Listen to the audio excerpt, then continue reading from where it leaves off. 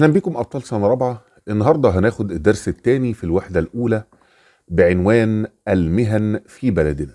يعني ايه كلمه المهن؟ يعني الشغل بتاعي. يعني انا مثلا لو طبيب اللي انت بتروح تتعالج عنده لما بتتعب، اهو مهنتي يعني طبيب. الضابط دي مهنته ضابط، يعني شغله ضابط، شغله طبيب. السباك يتقال مهنته سباك، يعني شغله سباك. تمام. طيب نشوف الشغل او المهن بتاعت الناس اللي عايشين في بلدنا. بيقول لي يعمل الناس في بلدنا في مهن متعددة، يعني في شغلانات كتيرة، ولكل مهنة دور مهم في خدمة الوطن. تمام. طيب واجبنا تجاه العاملين بالمهن المختلفة. ايه الواجب بتاعنا تجاه المهن، تجاه الناس اللي بتشتغل بالمهن بتاعتها؟ يقول لي رقم واحد التعاون. يجب علينا التعاون مع كل صاحب مهنة ومساعدته في عمله. لو دكتور اللي هو الطبيب بساعده، مهندس بساعده، ضابط الشرطة او ضابط الجيش، تمام، او المزارع، دي كلها مهن. طيب يبقى اول حاجة التعاون. بعد كده الاحترام. يجب علينا احترام كل المهن وتقدير جهود اصحابها. تمام. يبقى بتعاون معاهم وبحترمهم، وذلك من اجل مستقبل افضل لنا ولوطننا. يبقى بما تفسر لماذا يجب احترام كل المهن؟ اقول له من اجل مستقبل افضل لنا ولوطننا. طيب بيقول لي ستكون الحياة صعبة دون المهن. يعني الحياة هتبقى صعبة. تخيل كده، مفيش طبيب في حياتنا، كان اللي هيعيا هيروح لمين عشان يكشف عليه ويديله علاج؟ مفيش. تخيل مفيش مثلا مهندس، يبقى محدش كان هيعرف يبني البيوت او الشركات او المصانع. تخيل كده الحياة ما فيهاش ضابط شرطة، كان هيبقى فيه اللصوص والمجرمين ماليين الدنيا كلها، ونبقى عايشين من غير امان. تمام. يبقى الحياة ستكون صعبة من غير المهن، دون المهن. يقول لي بما تفسر ليه؟ بقول له لأن لكل مهنة أهميتها، ولكل فرد دور يخدم به مجتمعه. تمام. طيب بيقول لي تتنوع المهن في بلدنا كالتالي. أول حاجة مهن مرتبطة بالزراعة، شغل مرتبط بالزراعة، اللي هم المزارعين، اللي هو الفلاح، ده مرتبط بالزراعة. تربية الدواجن، تربية الأبقار، ده كله مرتبط بالزراعة. طيب مهن مرتبطة بالصناعة والتجارة، المصانع، المصانع اللي بتنتج السلع بتاعتنا والمنتجات، زي مثلا مصابيح الكهرباء، ما هي مصانع هي اللي ايه بتصنعها. التلفزيونات، السيارات، ده كله بيتصنع، مهن مرتبطة بالصناعة. او التجارة، البقال اللي انت بتروح عنده عشان تجيب الطلبات بتاعتك، ده ايه؟ تجارة. او مثلا بنجيب من بره، من خارج مصر، حاجات مش عندنا في مصر، مثلا زي التليفونات. تمام. طيب مهن مرتبطة بالخدمات، اللي الانسان اللي بيقدم لك خدمة، اللي هي مثلا الطبيب، ده مرتبطة بالخدمات. تمام. وفي عندي المهن المستقبلية. يعني ايه المهن المستقبلية؟ هنعرفها بعدين. دي مهن مرتبطة بالايه؟ بالتكنولوجيا، ب... بالمستقبل. طيب نشوف كل مهنة من دول. بيقول لي المهن المرتبطة بالزراعة. يعد قطاع الزراعة إحدى الركائز الأساسية لتقدم بلدنا. بما تفسر ليه؟ ليه الزراعة أحد الحاجات المهمة قوي في حياتنا؟ اقول له لانه يوفر الغذاء. مش الزراعة دي اللي بتطلع المحاصيل من الارض؟ مش الفلاح ده اللي بيزرع الارض، والارض دي بتطلع مثلا خضار وفاكهة وكده واحنا بناكلها؟ طب لو من غيره، لو من غير الارض دي، لو من غير الزراعة، مش هيبقى في اكل ناكله. تمام؟ يبقى لانه يوفر الغذاء الذي نحتاج اليه. طيب، يعمل به مين؟ يعمل بقطاع الزراعة. الفلاحين يزرعون الارض بمختلف المحاصيل زي القمح والرز. الناس الفلاحين بيزرعوا القمح والرز. القمح ده اللي احنا بنعمل منه العيش والمخبوزات اللي بتلاقيها في الفرن لما بتروح مثلا تجيب عيش فين والحاجات ده كله معمول من القمح. والرز اللي بناكله. طيب، يربون الابقار والدواجن. هم اللي بيربوا الابقار والدواجن. الدواجن اللي هي الفراخ. بما تفسر ليه بيربوا الابقار والدواجن؟ لانتاج اللحوم. مش احنا بناكل اللحم بتاع الابقار والدواجن اللي هي الفراخ، والالبان والبيض، وبناكل الالبان وبناكل البيض. تمام؟ طيب، الصيادين يعملون في صيد الاسماك من البحرين. احنا عندنا كم بحر في مصر؟ بحر الاحمر والبحر المتوسط. يبقى من البحرين الاحمر والمتوسط ونهر النيل، وبنصطاد برضو من نهر النيل والترع. وايضا المزارع السمكية. في حاجة اسمها مزارع سمكية، دي برضو بنجيب منها السمك. يبقى دلوقتي المهن المرتبطة بالزراعة، تمام، الفلاحين ومين؟ والصيادين. الفلاحين والصيادين. الفلاحين بيعملوا ايه؟ بيزرعوا الارض، بيربوا الابقار والدواجن. يبقى لما يجي يقول لي اهمية مهنة الفلاح، اقول له ايه؟ يزرع الارض ويربي الابقار والدواجن لانتاج اللحوم والالبان والبيض. طيب، الصيادين، اهمية مهنة الصيادين، يعملون في صيد الاسماك. يعملون في صيد الاسماك. تمام؟ طيب، بيقول لي تظهر هذه المهن مدى ارتباط الانسان بالطبيعة اللي هي البيئة، وتؤكد اهمية التعاون. لازم يكون في تعاون عند زراعة الارض او صيد الاسماك. بتلاقي مجموعة ناس كده في الارض بيساعدوا بعض عشان يجيبوا المحصول من الارض. طبعا، وفي الصيد بتلاقي مجموعة صيادين كتير على المركب عشان يساعدوا بعض ايه ويتعاونوا في ان هم يصطادوا. فبتؤكد اهمية التعاون. تمام؟ طيب، المهن المرتبطة بالصناعة والتجارة. الشغل المرتبط بالصناعة والتجارة ايه هو؟ بيقول لي تساعد الصناعة والتجارة على تلبية احتياجاتنا اليومية. يبقى أهمية مهنة الصناعة والتجارة إيه هي؟ تلبية احتياجاتنا اليومية. أنت مش كل يوم بتاكل؟ تمام. طيب، بتجيب الأكل ده منين؟ مش بتنزل السوق تجيب مثلا خضار عشان تاكل؟ بتنزل عند البقال عشان تجيب مثلا علبة جبنة، حاجات من كده، صح كده؟ طيب، نشوف الناس اللي بيشتغلوا في الصناعة والتجارة. في الصناعة زي المهندسين والعمال، يقومون بتحويل المواد الخام إلى منتجات نستخدمها زي الملابس والأثاث والسيارات.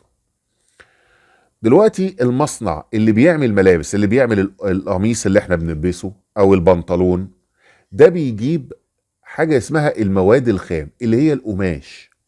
القماش مش بيكون متفصل، ما بيكونش معمول قميص وبنطلون، بس هو بيجي المصنع يقص القماش ده على هيئة قميص او بنطلون عشان احنا بعد كده نشتريه ونلبسه، صح كده؟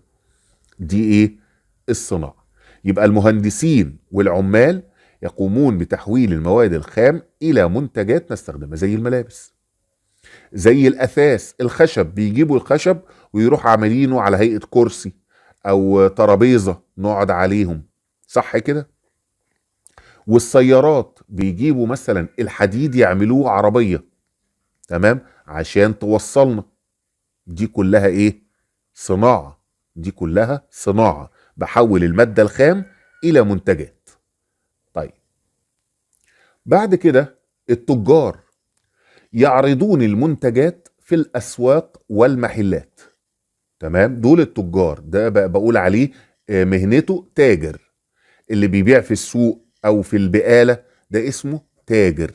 تمام، بيجيب المنتجات ويعرضها في السوق او المحلات. طيب، بما تفسر ليه؟ اقول له حتى نتمكن من شرائها بسهولة.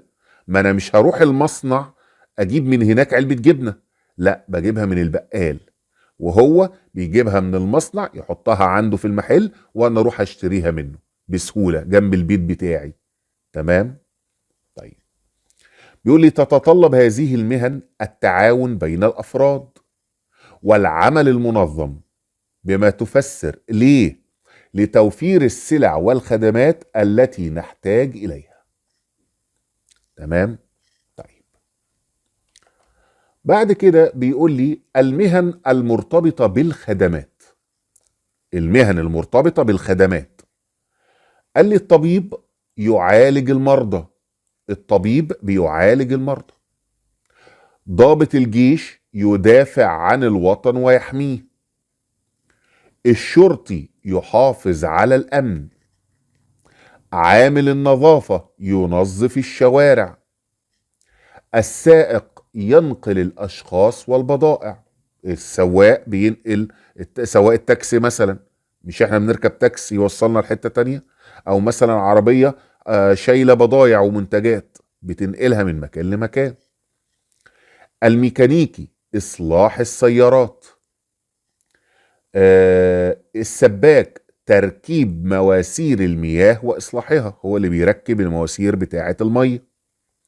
عامل التوصيل، توصيل السلع والمنتجات للأفراد. عامل التوصيل ده اللي هو الدليفري، اللي احنا بنقول عليه الدليفري، لما بنتصل مثلا على محل ونقول له مثلا ابعت لنا حاجة، ده الدليفري، اسمه عامل التوصيل، توصيل السلع والمنتجات للأفراد. عمال المقاولات، يعني ايه؟ اللي هم بيقومون بأعمال المحارة والبناء والنقاشة، اللي هو بيبني البيوت. عامل المقاولات ده اللي بيبني البيت، واللي بعد كده بيدهنه بالبوهية، يعمل فيه ألوان، صح كده؟ والمحارة اللي بيعمله بالأسمنت، اللي بيعمل البيت بالأسمنت. دول كلهم بقول عليهم عمال المقاولات. وطبعا المعلم يجهز المتعلمين لكل المهن، هو اللي بيعلم دول كلهم عشان لما يكبروا يبقى طبيب، يبقى ضابط جيش، يبقى شرطي، يبقى سائق. ده المعلم هو اللي ايه؟ دي أهمية المعلم، يجهز المتعلمين لكل المهن بفهم العلوم والمعارف. تمام. طيب، بعد كده المهن المستقبلية.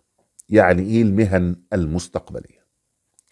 مهن جديدة، شغلانات جديدة ما كانتش موجودة قبل كده زمان، لم تكن موجودة من قبل، ظهرت بفضل التقدم العلمي والتكنولوجي. زمان ما كانش فيه تليفونات موبايلات، ما كانش فيه موبايلات، ولا كان فيه أجهزة كمبيوتر، تمام، ولا كان فيه انترنت، ولا كان فيه شبكة الايه، الانترنت.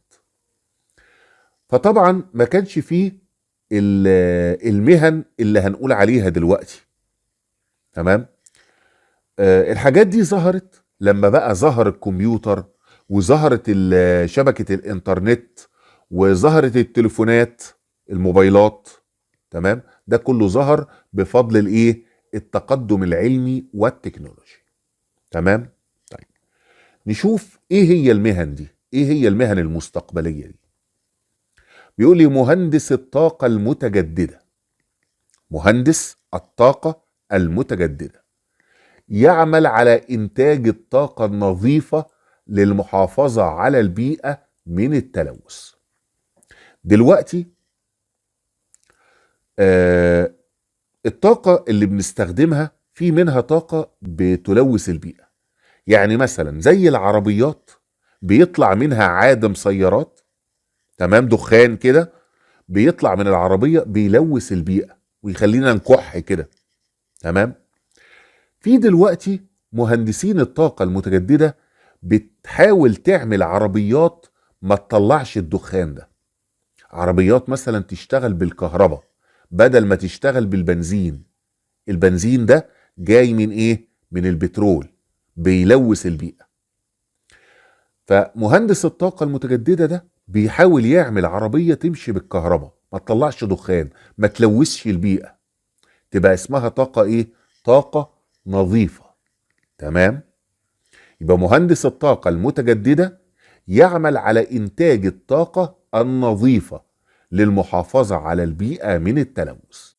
بعد كده مبرمج الحاسوب. الحاسوب يعني الكمبيوتر، الحاسوب يعني الكمبيوتر. مبرمج الكمبيوتر بقى اللي بيعمل البرامج اللي على الكمبيوتر. لما تقعد على الكمبيوتر كده وتشتغل عليه، في واحد هو اللي عامل الكمبيوتر، هو اللي عامل الشكل اللي انت بتشوفه على الكمبيوتر ده، تمام. يصمم البرامج الإلكترونية. طيب بعد كده صانع المحتوى الرقمي يقدم محتوى على الإنترنت ووسائل التواصل الاجتماعي يفيد به الناس. يعني دلوقتي انت لما تيجي تقعد على التليفون مش بتلاقي مثلا واحد عامل برنامج وبيتكلم فيه وانت بتسمعه وبتشوفه في التليفون، تمام. ده اسمه صانع المحتوى الرقمي.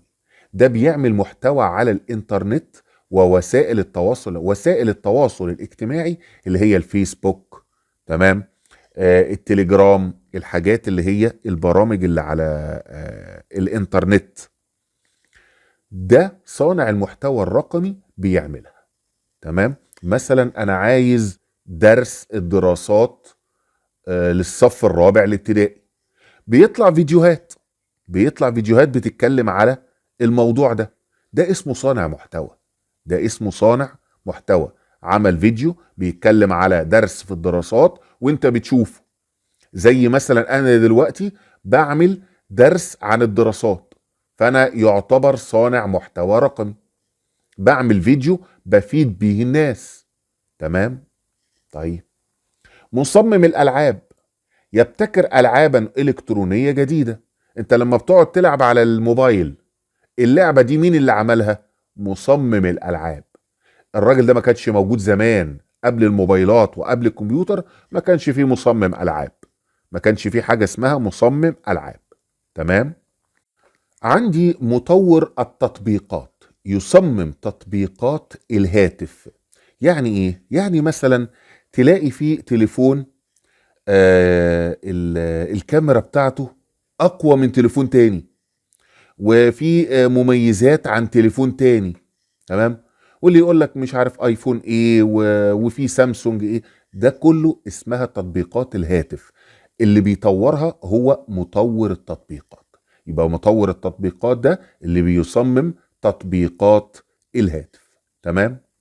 طيب بيقول لي سوف تقود هذه المهن العالم في المستقبل، وهي تحتاج إلى عدة مهارات. مش أي حد يبقى مبرمج حاسوب، مش أي حد يبقى مصمم ألعاب أو مطور تطبيقات، لا، لازم يكون عنده مهارات زي استخدام التكنولوجيا، يبقى شاطر جدا في الكمبيوتر وفي الموبايلات. التفكير الإبداعي، يكون عنده فكر إبداعي، ازاي يعمل تليفون ما تعملش زيه قبل كده عشان الناس تشتريه. والعمل الجماعي، لازم يكون فيه مجموعة من الأشخاص بتتعاون مع بعض عشان يعملوا مثلا لعبة جديدة، تطبيق جديد، وهكذا، تمام. طيب بيقول لي لاحظ أن لا يزال العالم يستفيد من الأسس العلمية التي وضعها العلماء.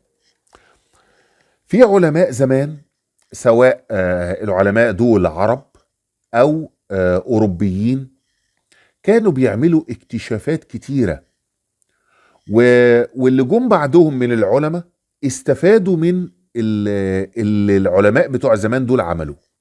تمام. زي مين؟ زي العالم ابن الهيثم والخوارزمي والزهراوي. الثلاث علماء دول عملوا حاجات لحد دلوقتي الناس العلماء اللي في الزمن دلوقتي بيستفيدوا منها. الخوارزمي ده مثلا عمل حاجات لو مش هي، لو ما كانش عملها ما كناش اخترعنا الكمبيوتر. تمام. الخوارزمي حتى اتسمت على اسمه، اتسمت خوارزميات الكمبيوتر. شوف لدرجة ايه سموها خوارزميات الكمبيوتر نسبة الى العالم الخوارزمي. تمام. طيب، فالتقنيات الحديثة، الحاجات اللي موجودة دلوقتي زي الذكاء الاصطناعي الروبوت والطاقة المتجددة قامت على هذه الأسس العلوم اللي حطها مثلا ابن الهيثم أو الخوارزمي أو الزهراوي. تمام. طيب، نيجي لأسئلة الدرس. يقول لي أكمل العبارات التالية. يعمل الفلاحون بزراعة نقط وتربية نقط. الفلاحين يقومون بزراعة الأرض وتربية الأبقار والدواجن. الشخص الذي يقوم بعلاج المرضى هو الطبيب. إحدى المهن المستقبلية ويصمم صاحبها البرامج يبقى اسمه إيه؟ مبرمج الحاسوب هو اللي بيعمل البرامج بتاعت إيه الكمبيوتر. يقوم العامل بتحويل المواد الخام إلى منتجات. العامل بيقوم بتحويل المواد الخام زي القماش، أحول المنتجات زي القميص، البنطلون، الجاكيت. طيب، بيقول لي حدد صاحب هذه المهنة التي بدونها يحدث هذا. بيقول لي تسود الفوضى وعدم الاستقرار. يبقى مين صاحب المهنة اللي لو مش موجود تسود الفوضى وعدم الاستقرار؟ يبقى موجود الفوضى وكده، اللي هو الشرطي، ضابط الشرطي. تمام. لو مش موجود يبقى في فوضى وحرامية كتير وعدم استقرار. طيب، يصعب الانتقال من مكان الى مكان العمل. لو الراجل ده مش موجود، المهنة دي مش موجودة، مش هعرف اروح شغل بتاعي، مش هعرف اروح المدرسة بتاعتي، مش هعرف اروح الجامعة بتاعتي. يبقى مين هو؟ السائق. طيب، تنتشر القمامة في الشوارع. لو مش موجود صاحب المهنة دي هتلاقي القمامة في الشوارع كتير، يبقى عامل النظافة. تنتشر الأمراض والأوبئة. لو مين مش موجود؟ الطبيب. ينتشر الجهل والتخلف. لو مين مش موجود؟ المعلم. يزداد التلوث في البيئة. لو مين مش موجود؟ اللي هو مهندس الطاقة المتجددة. طيب، يصعب الاستفادة من خدمات الهواتف المحمولة.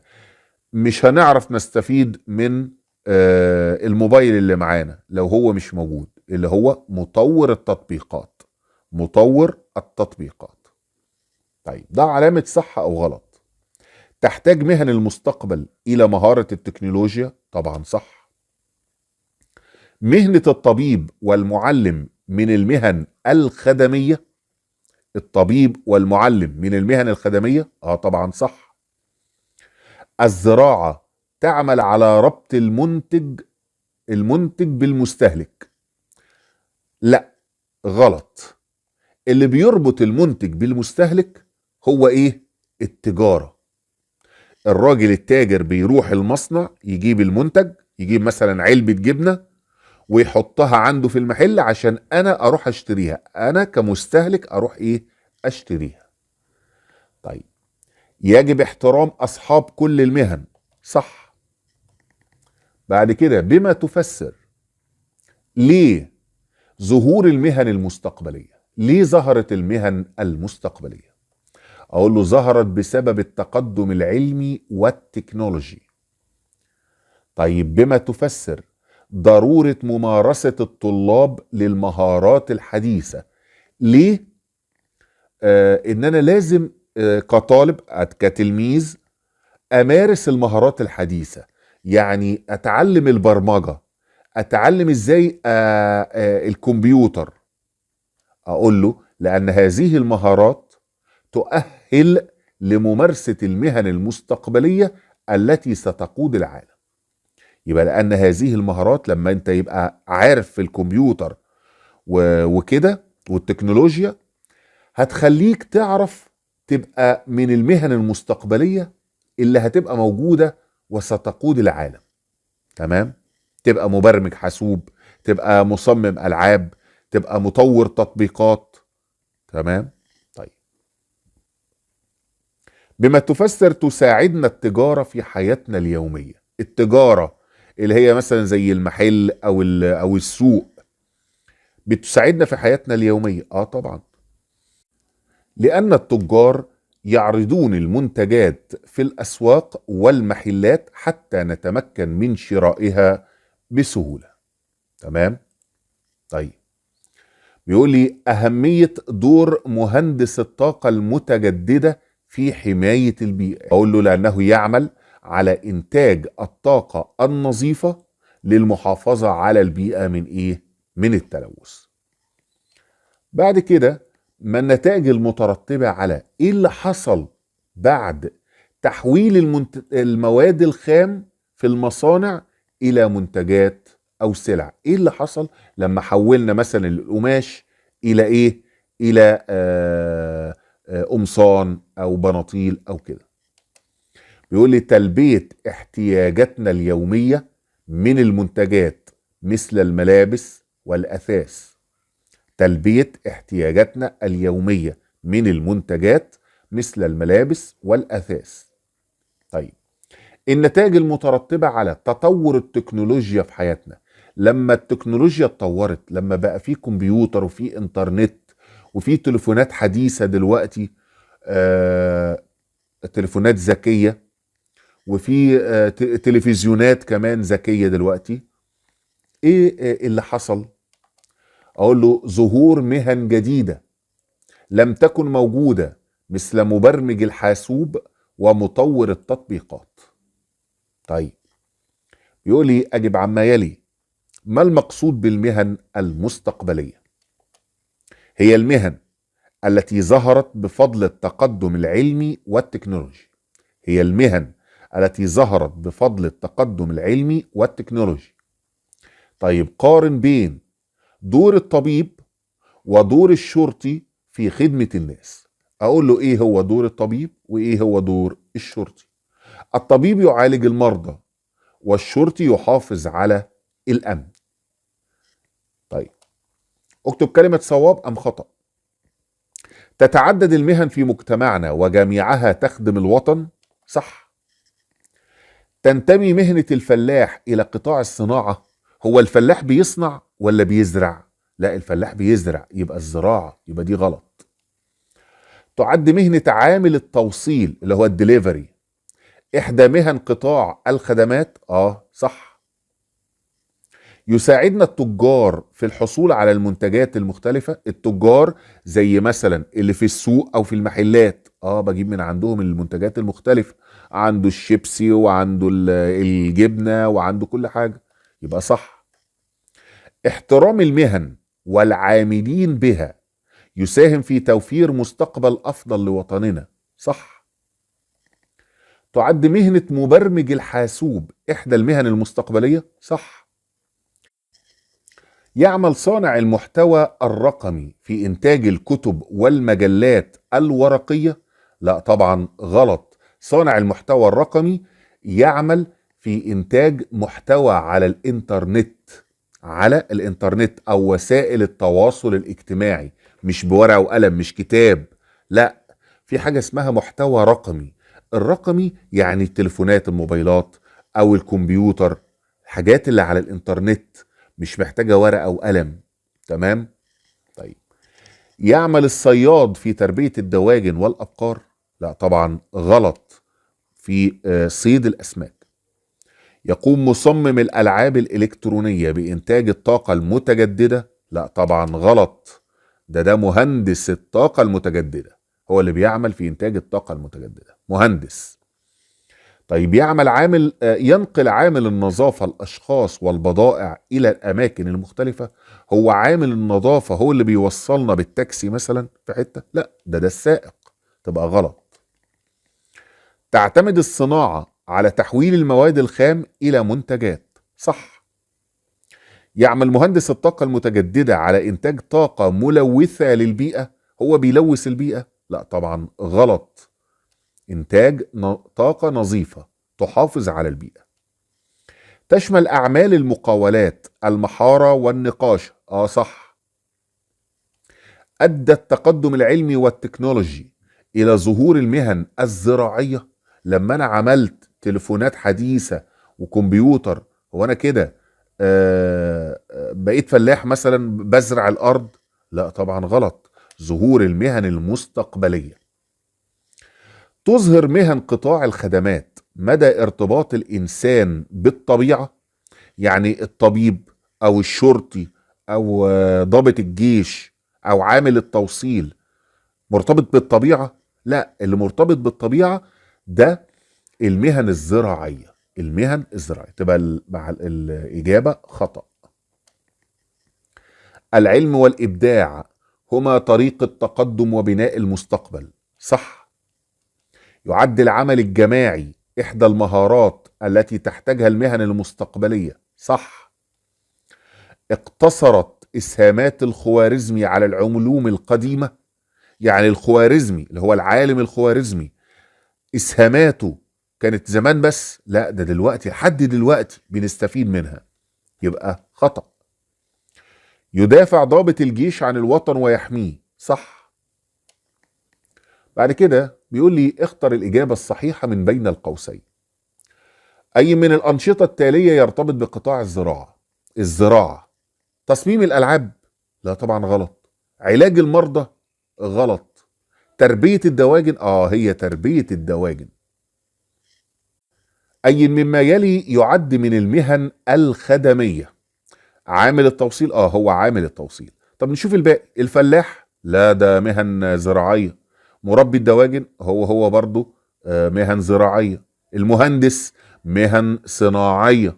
أما عامل التوصيل هو الخدمية. طيب، إحدى المهن التي يتوقع أن تساهم في قيادة العالم في المستقبل، يبقى مهن مستقبلية، اللي هو مطور التطبيقات. طبعا هو مطور التطبيقات. إنما السائق ده مش مهن مستقبلية. عامل المقاولات لا، ولا الطبيب. طب يقوم بإصلاح وتركيب مواسير المياه.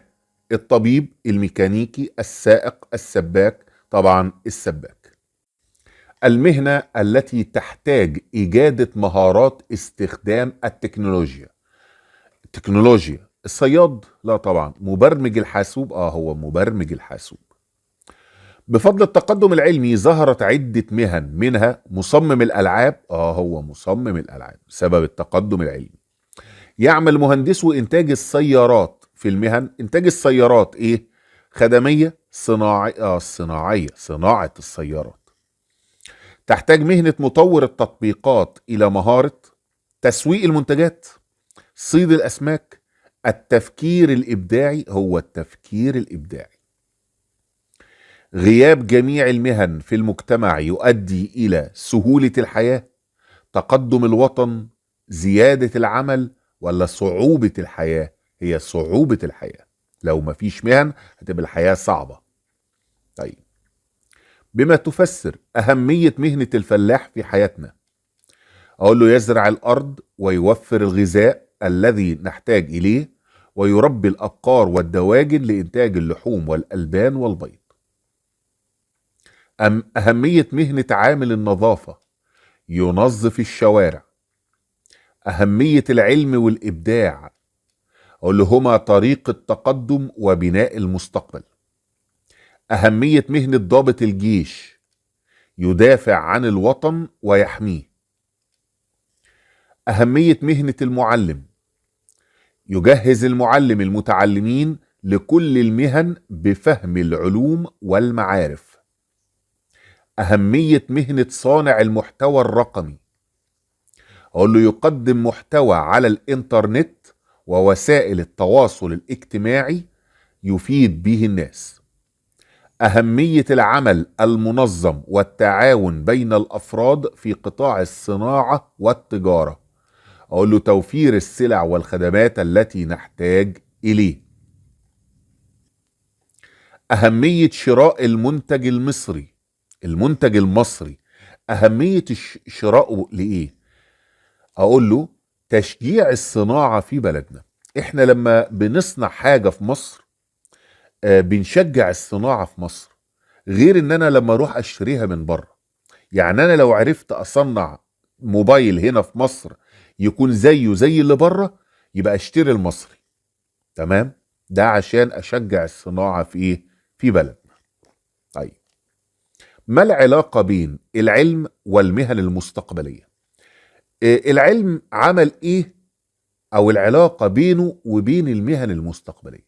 اقول له بسبب التقدم العلمي والتكنولوجي ظهرت المهن المستقبلية، لان لولا تقدم العلم مش هيبقى فيه مهن مستقبلية، مش هيبقى فيه كمبيوتر ولا موبايلات حديثة ولا حاجة. طيب، التجارة وتوفير السلع، مش التجارة دي اللي هو مثلا السوق او المحل بيوفر لي السلع؟ يعرض التجار السلع والمنتجات في الأسواق والمحلات لسهولة شرائها.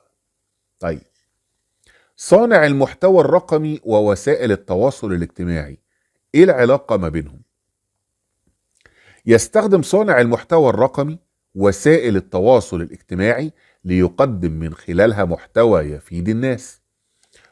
صانع المحتوى الرقمي ده بيستخدم الفيسبوك واليوتيوب والحاجات دي كلها عشان خاطر يقدم المحتوى بتاعه، يقدم الفيديو بتاعه. تمام؟ طيب، ابن الهيثم والتقنيات الحديثة، وممكن يقول لي الخوارزمي والتقنيات الحديثة، او الزهراوي والتقنيات الحديثة. الناس دي العلماء بتوع زمان دول، ايه العلاقة بينهم وبين التقنيات الحديثة، التكنولوجيا الحديثة؟ اقول له تعتمد التقنيات الحديثة على اسهامات عديد من العلماء ومنهم ابن الهيثم.